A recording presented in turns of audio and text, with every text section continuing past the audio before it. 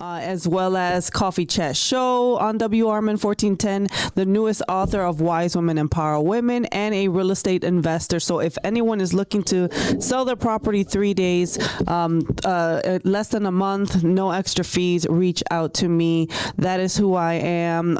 And of course, a mom of 3 beautiful girls. I can't forget my children, with all of that there. But enough about me. I'm going to pass it over to my guest and let her introduce herself to all the listeners. Yes, so thank you so much, Jennifer. My name is Jennifer as well. So that's the best name ever. Exactly. And I am the founder and president for Fempreneur Poder Hub. We are a nonprofit organization dedicated to helping micro business owners. And then we also help with financial literacy, one-on-one business consultations. We also do vendor specialty pop-ups, and we also do grant opportunities. So we recently released our micro grant opportunity of $500 to any micro business owner, and we have it live on our Instagram for anyone that's interested also in applying for that. And we also connect them with a few grants through the state and other resources. That's super cool. So tell me or explain to the listeners and the viewers, what is a micro business? Like, what's the definition of that? Yeah, so micro business is technically someone who runs everything. So they do not have any employees. They might have volunteers, which is something that we're okay with. Okay. And then they're making less than $80,000 a year. Okay, so solo entrepreneurs, essentially. Yes, correct. Okay, and is there a specific, for this micro entrepreneur, do they have to do their taxes in a specific way? Because you need to make sure they make under 80K. What is the qualification to verify they're a micro business? Yes, so all of those details are going to be within the form that we have for them to fill out, but the qualifications are pretty straightforward. We are not going to be asking for their tax returns. That is something that, it's very personal to individuals. Sure. But as long as they provide any other form of identification, right, there's other various forms, such as like if you're receiving some sort of incentive from CETA, WIC, those resources, then we can use that to prove that you're making less than 80.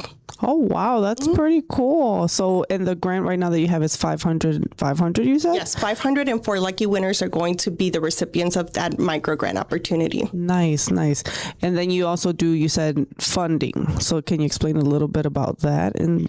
So it's not technically funding. We basically provide grant resources to them. So we send out a newsletter with all the funding available through the state and other organizations that provide funding for micro business owners or solo entrepreneurs or small business.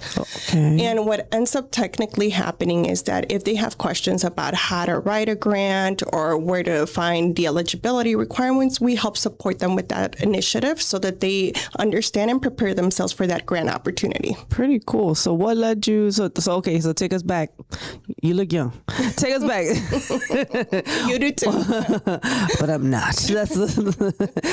So how did all of this start? What led you to start this? It's a 501c3, right? It's a nonprofit. Yes. What led you to this?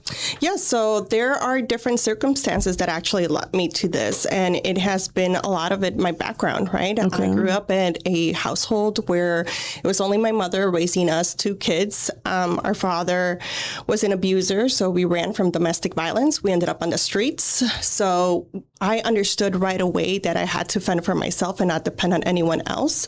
So economic development and also financial literacy are 2 components of the biggest things that I fully develop and ask questions, and also tell people that in order for you to be, financially stable, you actually need to learn how to navigate your finances as well. True. So that is what we do. True. Do you have a specific demographic that you service? Is it mainly women? Is it everybody? I mean, of course it's everybody, but like, who do you mainly serve? Yeah, so our primary targets are Black and Latinx women, and that's why we're part of, certain collectives where we talk about what can we do to help enhance these underserved communities. Wow, that's pretty cool that you do that. I did see that you studied women gender studies, and I was like, oh, okay, I remember those classes when I was an undergrad. That's all good stuff. So you started this organization, and how is it going so far? Like, how do you feel running a nonprofit? you know? Well, I think that it's different from running an LLC or an S corp for sure. Yes, for sure. I think with nonprofits, there's more compliance and a lot of rules and regulations. So it is a little bit more harder, and you're also bound to certain rules. So it is really difficult for a smaller nonprofit such as myself to get going and also get more grant funding. We have been lucky enough to be grant funded, so that is always a good initiative. Yes. So for the past 3 years, we have received grants from different foundations and banking institutions. Oh, that's wonderful. However, in order for us to grow, we also need to make sure that we're, just being out there and being productive, and networking is one of the biggest things. Without networking, a nonprofit does not grow, right? So, Sure. We do a lot of like hands-on initiatives where we go out there and see what's available as far as funding, but also starting those relationships without building that trust, right? And if you need that trust, you also need to make sure that you're maintaining the relationships, right? Saying hello every month or sending them an invitation to your own events. Absolutely. Okay, so take me, what neighborhood? Now, you're a Chicagoan? Yes, I am. Born and raised? No. Oh, okay. Born in LA, raised here. Born in LA, you're like, no. So here, raised, what neighborhood were you raised in Chicago? Just curious. Albany Park, and love that. Oh, damn. Oh, no. I was raised in Albany Park, too. What high school did you go to? I'm just curious. I did not go to my local high school. I went to Lakeview. Oh, yeah. Good idea. I was like, good job. But definitely Albany Park has gotten better.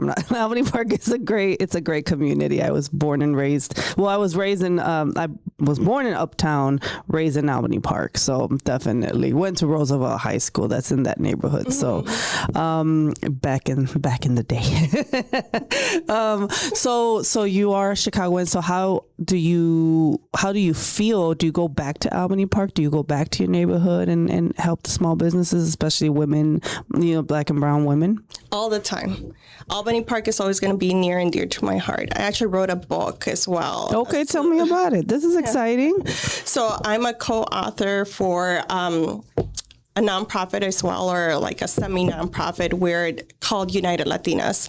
And I was one of their initial volumes. I believe it was volume 2 or 3. Okay. And I also talked about Albany Park because Albany Park had a very big impact on me because the I'm sure it did. of the community. And joking. you know this. There was so much Korean, Latino influence. Yes. Albany Park is actually one of the most diverse communities in Chicago, and a lot of people don't know that. Exactly. And for those that are listening, Albany Park is actually, where is it? I would say anywhere from, what was it, like Lawrence and California, all the way to like Lawrence and Irving Park, maybe? No, not Irving Park. Pulaski, or is it? Pulaski. Mm-hmm. And then probably as far north up to maybe Peterson? Yes. And then as far south as maybe, I don't know, I'm trying to think, like Addison maybe, or Irving Park Road? Irving Park Road. Probably. Mm-hmm. So that's kind of like and when I grew up in Albany Park, like I just remember like going to school and it was like every race you could think of, right? Like I went to even the neighborhood grammar school and it was like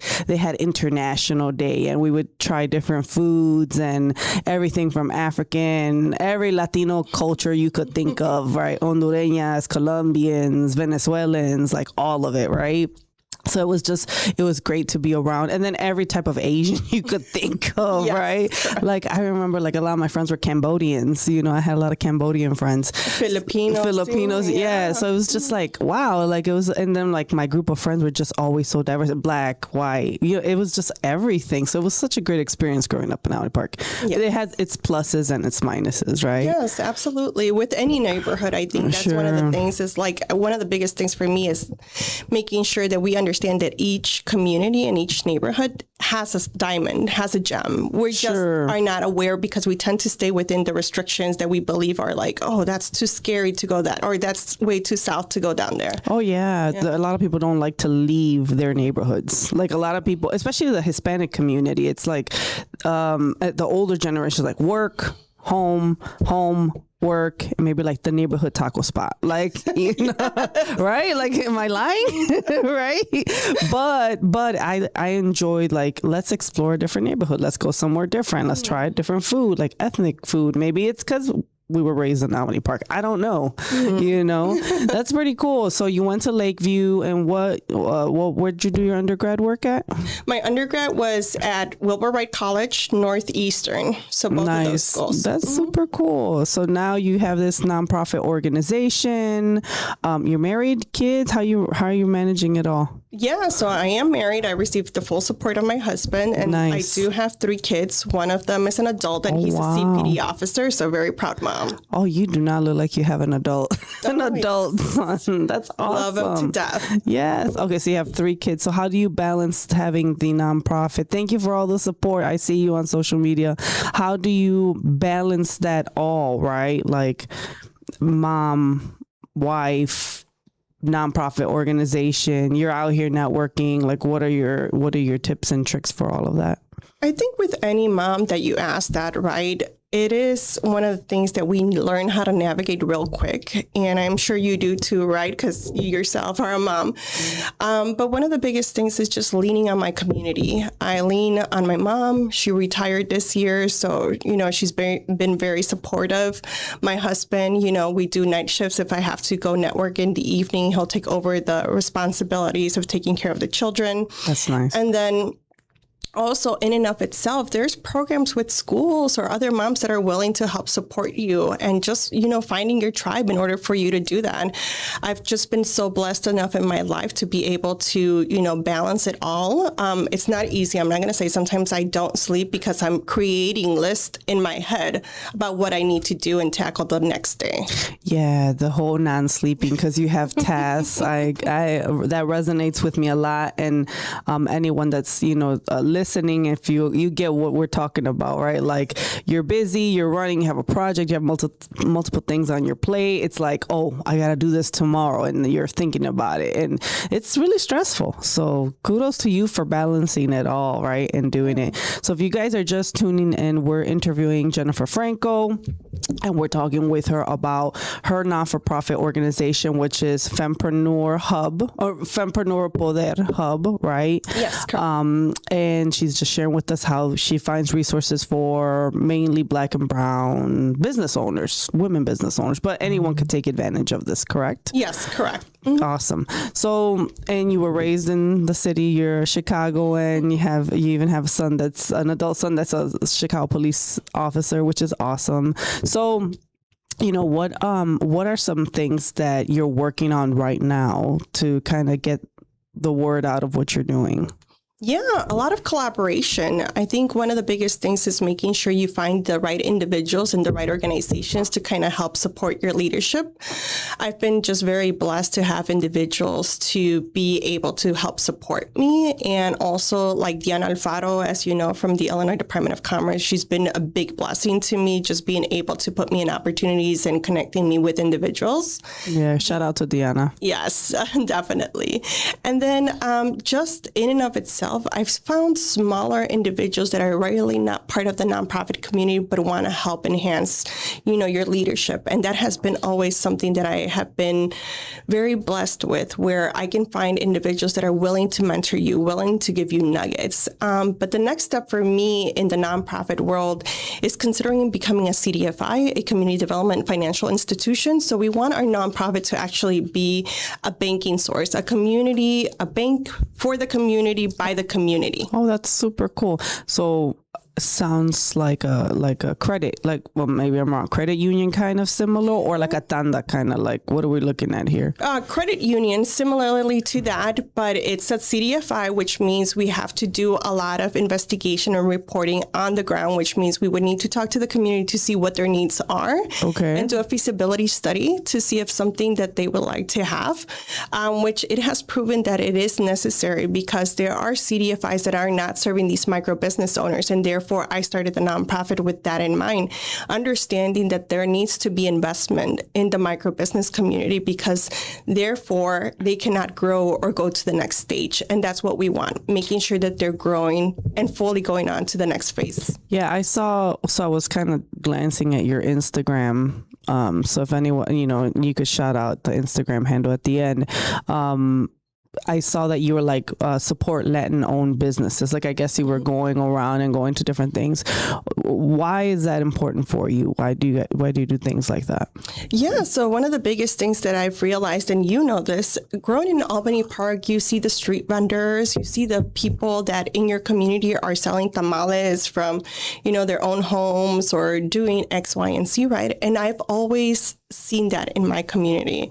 So my background is Guatemalan, and my family would always go to the nearest places where we knew people in our community that would sell things, right, that were back from our home country. Oh, cool. And one of the biggest things that I realized right away is like, this is an informal economy that people are not tapping into. And we really need to investigate and do a little bit more research to see how we can enhance that community, right? Because one of the biggest things that people do not understand and that the SBA does not actually collect data on is the informal economy and how that is actually producing and actually creating more job opportunities for others, individuals out there. So that is one of my biggest things that I'm focusing on. Yeah, people don't realize that the tamale lady, like those street vendors, they hustle and they're out there.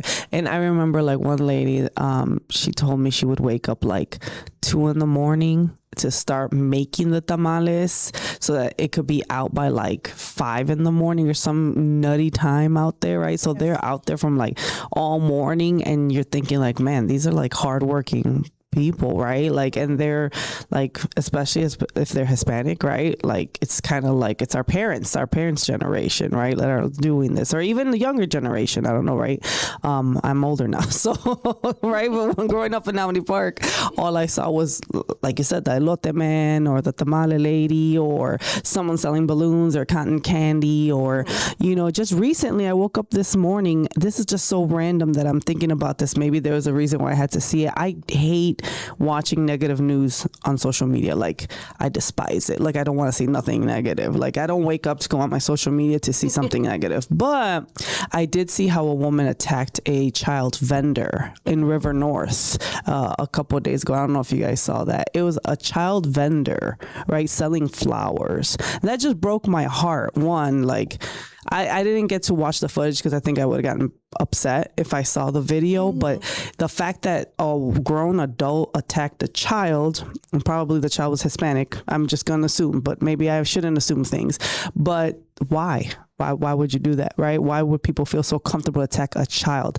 Like, I swear if I was there, I would have definitely tore it up. But, yes, absolutely. I did see it yesterday. You saw it too? She was a Latina girl. Of course she was. And yes, no one should be putting their hands on anyone else, right? Except because they're just trying to make a living, right? They're just trying to make a living. But I do have to say, one of the things that I do not agree with is having children at 2 a.m. in the morning as vendors. Yeah, it was.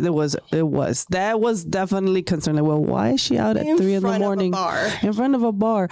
But just recently, I was at an event over the weekend celebrating one of my friends' birthdays in Berwyn, and a street vendor, a kid came in with flowers, in the bar. And I was like, oh, that's what we doing now, right? Now, mind you, we're all Latinos. So like everyone started taking out their cash and just supporting the little boy, buying the flowers because it was a birthday anyway. So I was like, this is kind of smart. It wasn't as late. It was like 8 or 9 at night. But the fact that you see these children out here being vendors, right? Like, and so, I don't know, sometimes it breaks my heart. It really does, I think it's a thing for a larger discussion, but I do have to say that regardless, we still have to protect our street vendors. Absolutely. Given that they are, again, part of our communities and making sure that they're engaging in a safe and productive environment. Yeah, and I agree. I know I just saw a comment. Diana said, yeah, that was heartbreaking. It is heartbreaking, right? I mean, but you just sometimes don't know what people are going through that they have to be out in selling things, and why are they selling things? So it's important that what you're doing. So do you have to have I guess this is the next question, to get resources through you, do you have to have an ITIN? Do you have to have a social security? Like, how does that work? No, we don't judge based on that. Even if you're just thinking about becoming an entrepreneur, we'll still take you and do a consultation for free. We do not charge for any of our services. Oh, that's really cool. So even students here, if they have businesses, they can come to you and seek some resources. Yes, that is correct. I'm just hinting right on the mic, but and this is good that you are talking about this, because I think sometimes entrepreneurs don't know. They don't know the resources that are out there. They don't know that they can tap into funding. They don't know where to go. And I guess that's why I brought you, right? Because I wanted to talk about the summit that's going to be happening tomorrow and promote that, because it's going to be a bunch of resources for entrepreneurs, correct? Yes, correct. A lot of free resources and many golden nuggets. And there's going to be particular professionals talking about different topics that people do not or are not very experienced about. Yeah, so I'm really excited about that. I always love going to like business events or business networking events or anything that's going to provide resources to entrepreneurs. I'm all for that type of stuff, right? Because I think there's just a lack of information, or sometimes people are so, they're so busy working on their business, or what is the saying? Working in your business, not on your business, or is it on your business, not in your business? Which is it? You know what I'm talking about? Yes, I have our police that asked me It's the second one he said. Second one, right? You're always busy working on your business that you're not working in. No, you're so busy working in your business, not working on your business, right? Sorry, guys, that was too much. That was extra. So I'm curious to find out. Now, this is a coffee chat show, and sometimes I forget to ask my guests, what's your favorite type of coffee? Do you like coffee? Are you a coffee girl or no? Yes, I'm actually drinking my own cafecito right now. 1 sugar, 1 a teaspoon of milk. 1 sugar. Well, that's very specific. So just 1 sugar, 1 teaspoon of milk, and that's it. And you're good to go. I'm good to go. Oh, okay. That's very straightforward, right? Sometimes people are like, I like lattes and cream and coconut powder. And I'm not going to lie. I do love lattes, but the problem is that I'm going on a health journey. So I'm trying to limit the sugar intake, because I realize how much that Starbucks latte is costing me. Yes, those start. Funny enough, I'm actually breaking down my budget and looking through my house. Like, you should be ashamed of yourself how much you just spent this week on coffees and stuff like that. But I definitely can appreciate your honesty, because I think sometimes you're like, oh, it's a quick coffee. It's $6, $7, and that adds up during the week. Yes, and then you're like, oh, that could have been a bill. That could have paid off something. So what we're gonna do real quick, before we go, where can they find you? We're going to be right back, but if someone wants to look for you on Instagram, what's your Instagram handle? Yes, the Instagram handle is at Fempreneur Poder, and the hub is eliminated, but it's just at Fempreneur Poder. And we also have our website, is www.fempreneurpoder.com. Okay, awesome. So what we're going to do right now is we're going to take a quick short break, and we're going to talk more with Jennifer and learn more about her organization, which is Fempreneur, right? And I love the name. How did you come up with the name? Funny enough, I actually asked ChatGPT because I always like France, and I actually went to Rome about 2 to 3 years ago, and it came up with that, and I was like, this is awesome. Really? See, ChatGPT has been helping so many people lately, right? So definitely, we're going to take a quick short break, but when we come right back, we're going to talk more about the summit. So make sure you guys, everyone that's listening, watching, you guys stay tuned. WRMN 1410. Thanks.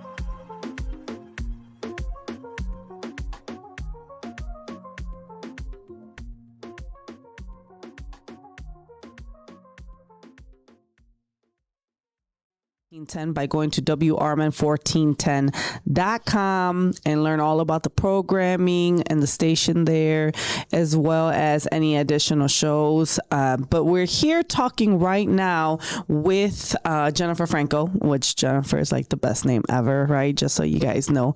Did you know that Jennifer means purity?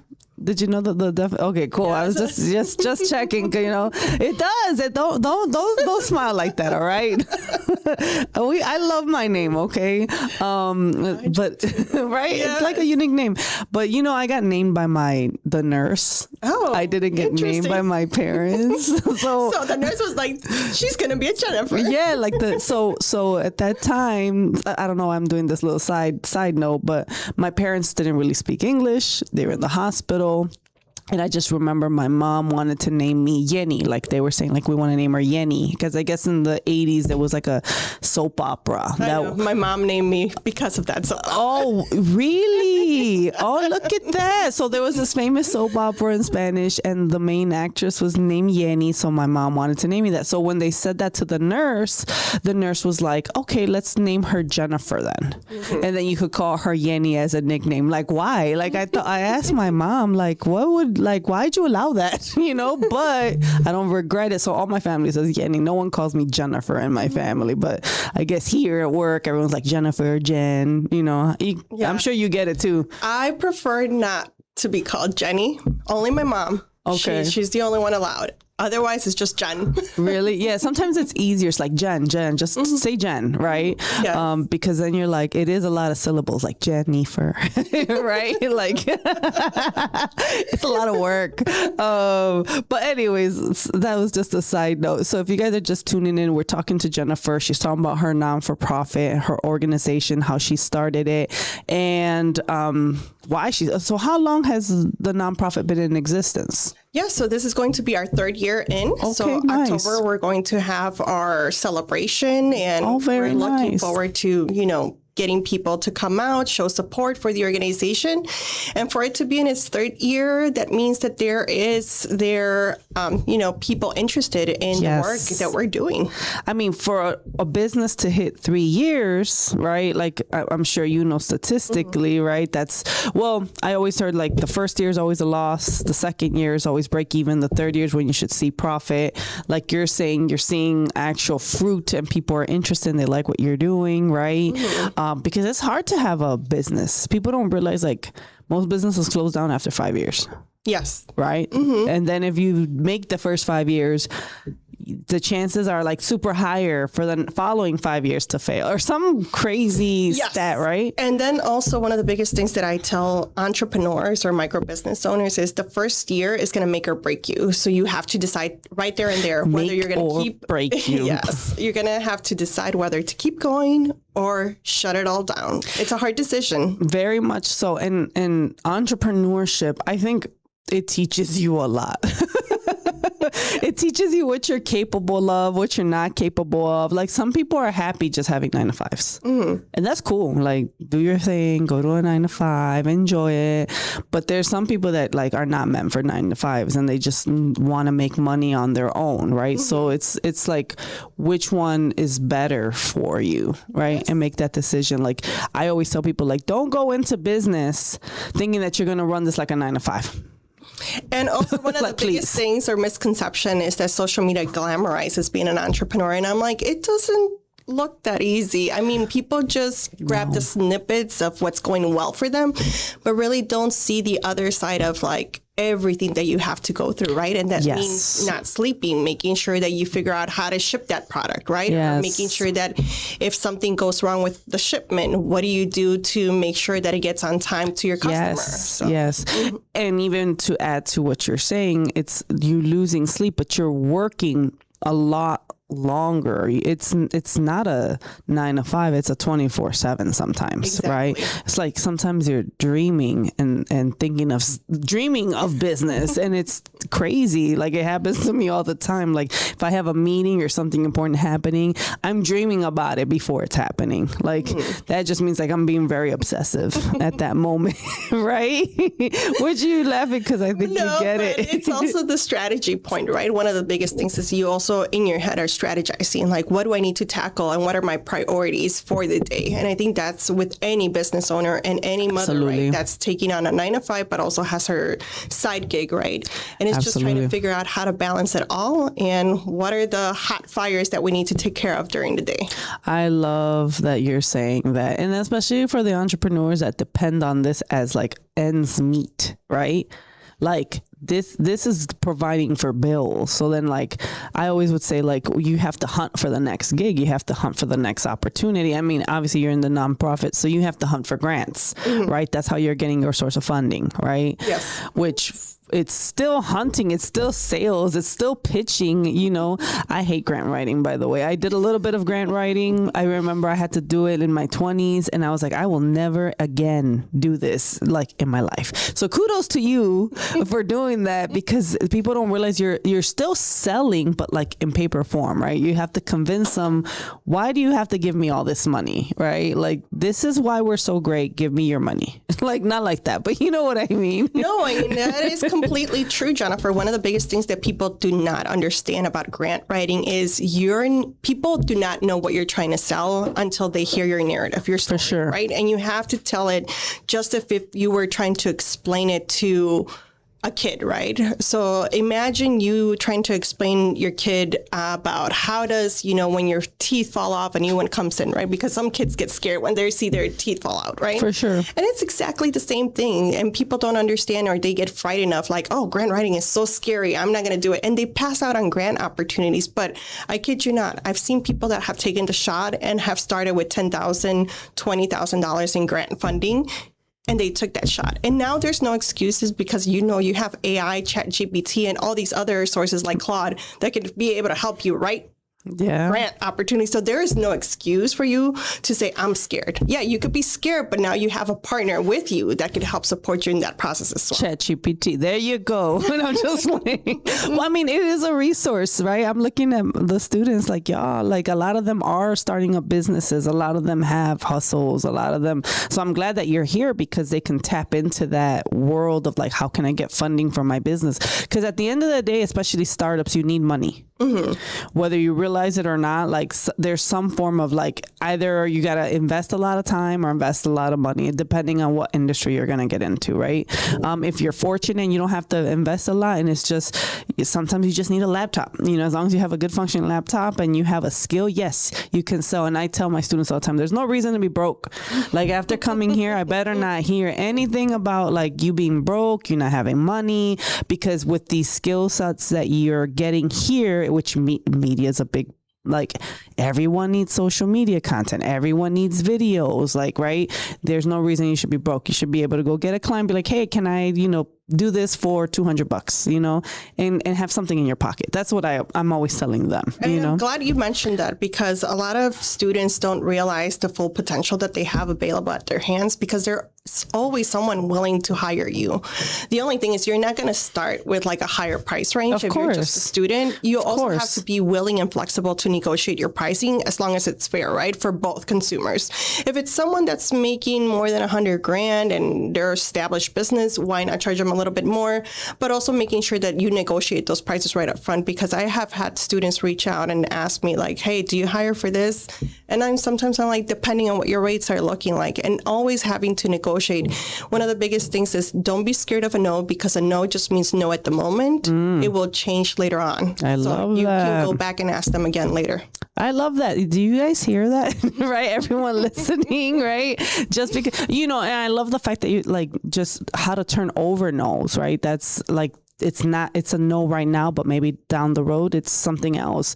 And sometimes, like for me, when I'm out there, it's like, okay, maybe it's a no, but maybe we could work in some other capacity. Maybe we could be partners. Maybe you can send me leads. Maybe we're just going to be a good supporter on social media and like all my stuff and share it with your following so that I can get a potential client, right? Like it's a numbers game to me, especially when you're going through so many no's. It's like, okay, well, now what do I do with this person, in business? But I love that you're saying that, you get it, so you've been in business for 3 years. How, prior to that, what were you doing before you launched this nonprofit? Similar to you, I feel like we have like similar, not only in the name, but like similar paths. So I used to be a higher education, professional for like about 3 years. So the last decade has been in the educational world, anywhere between pre-K to high school. And the last 3 years were in colleges. So I worked for a few different colleges, and one of them was St. Augustine. I've worked at Loyola University as well. I've also worked at St. Xavier University. So those experiences working in career development as you are. Oh, so you get this life. I understand where the need is and where was it that we needed to build something to make a betterment, right? Unfortunately, I couldn't do it at my former job, but now that I have my own nonprofit, I am more than willing to help plug in when I can. That's awesome. Yeah, we have a lot of similars, actually, a lot more than I realized. Like, we even know like neighborhood old grocery stores. So like I just said, like, do you remember La Playa, which was a little grocery store on the corner on, what was it, Lawrence and Ainsley? Was it Ainsley? Was that Ainsley? No, it's Leland. Yeah. So you were like, yeah, I remember that. I was like, oh, damn, you really do. You really are from Albany Park, because that's gone. That's gone, right? It's so you grew up. I'm sorry, I'm getting excited. So you grew up in Albany Park, right? So we have a lot of similarities. We have the same name, right? And you were in career services. So it's kind of like interesting that we're meeting right now. And this is my first time meeting her, y'all. Like, it's my first time actually meeting her, because you're here to actually promote the summit. Yes. Right. Mm-hmm. So tell us a little bit about the summit, so that everyone that's listening and watching on social media, what is this summit that's happening and what it's all about? Yeah, so this is the 4th annual Latinx Economic Summit, and basically it's going to be happening in Aurora. We're going to start off at 9:30, but I ask people to get there early. Registration is free. There is no paying for entry, but this is basically a collaboration between different organizations and in conjunction with the Illinois Department of Commerce. Particularly, again, shout out to Diana Alfaro for bringing all of these collective planning committees together, and also to all of the chambers of commerce, nonprofit organizations, community leaders, and banking institutions that are making this happen. Yes. So when you become part of this or attend this event, you're going to see a bunch of resources available to you, and it's going to be happening as far as like banking institutions providing information about different products that are available to small business owners. You're also going to be able to talk to them about different checking accounts for your small business. You're also going to have individuals that have programs and cohorts for you to kind of get the skill sets and get yourself into a fast-paced track in order to learn about small business sources. You're also going to have panel discussions and experts that are going to be talking about, 1, how did they start their small business? 2, experts that are going to talk about contracts. We're also going to have experts talking about AI.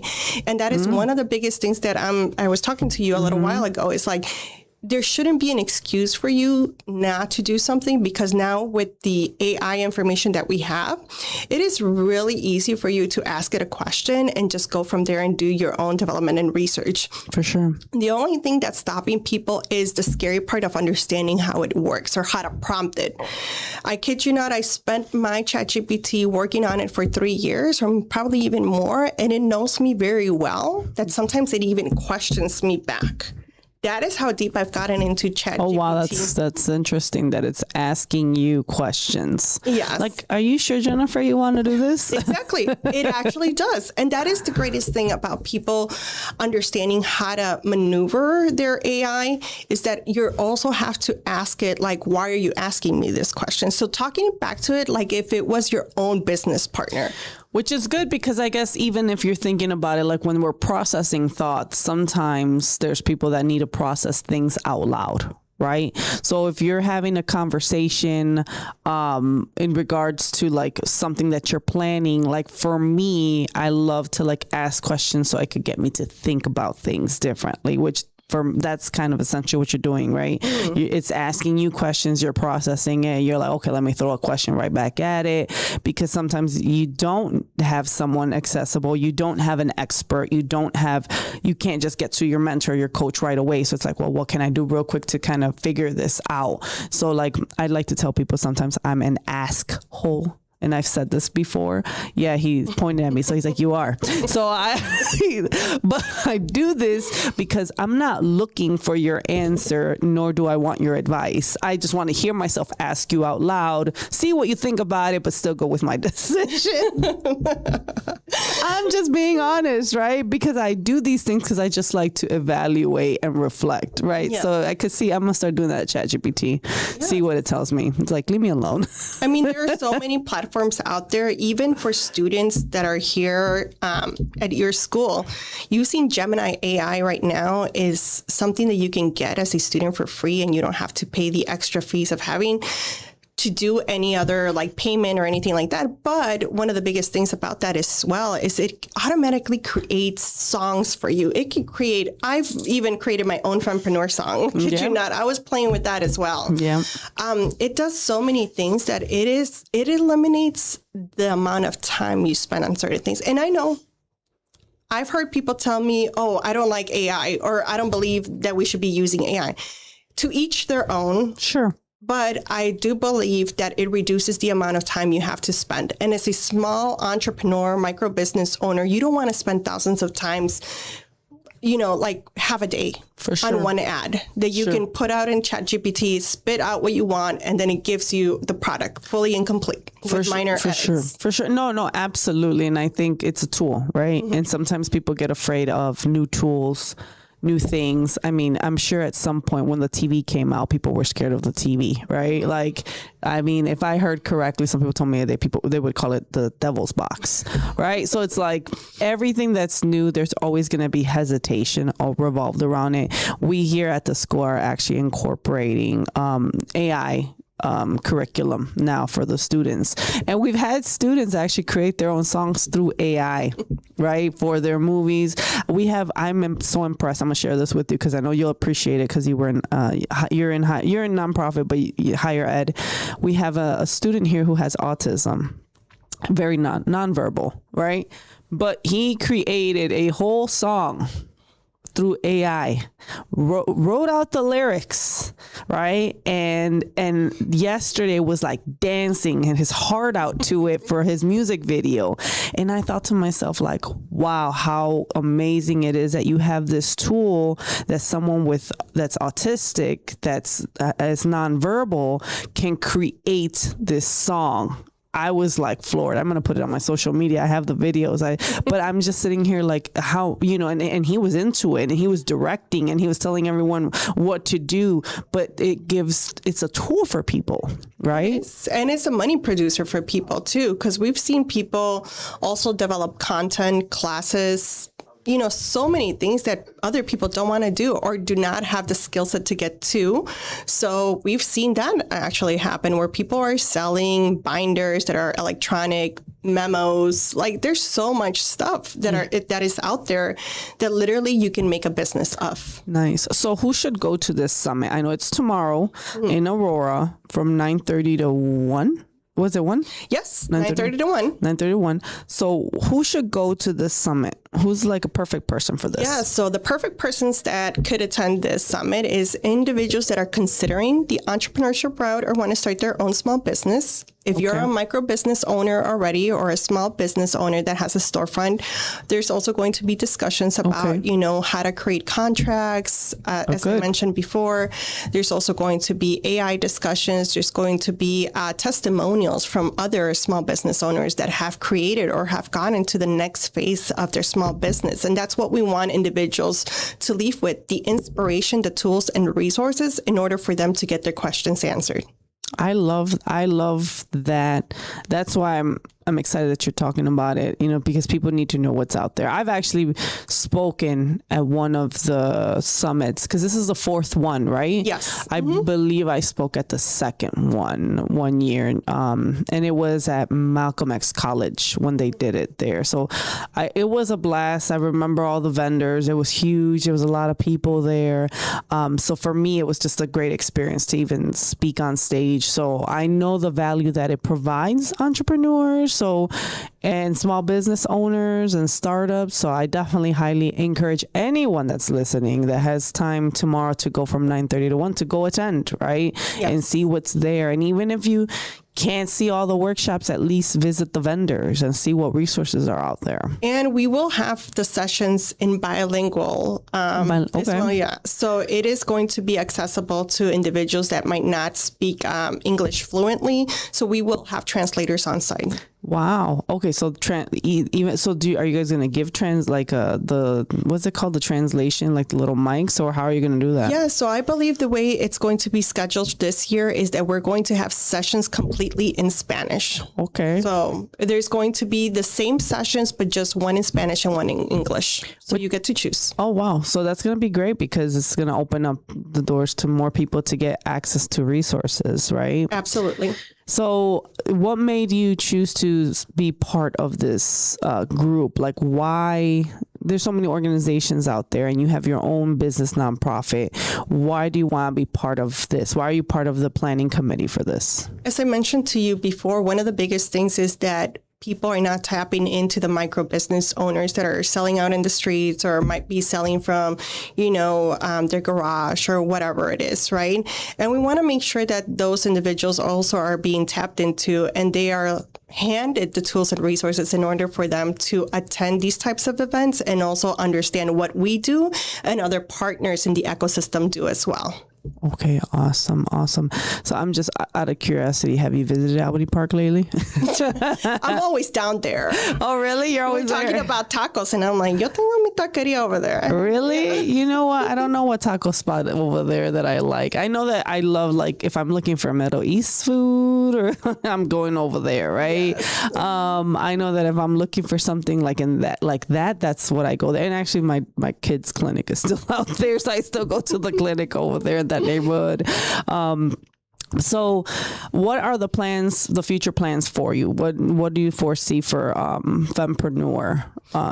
Future plans right now, I guess the consistency of also having individuals understand what we're about, understanding that we are a nonprofit entity, which means we don't charge for our services. And if we do, it's very small, minimal amount.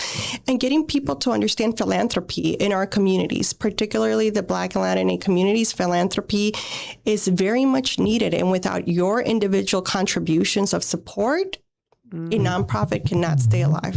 Yeah, that's really important for the nonprofit world, definitely, right? And I think Chicago is known for being one of the cities that have the most nonprofits, if I'm not mistaken, throughout the nation.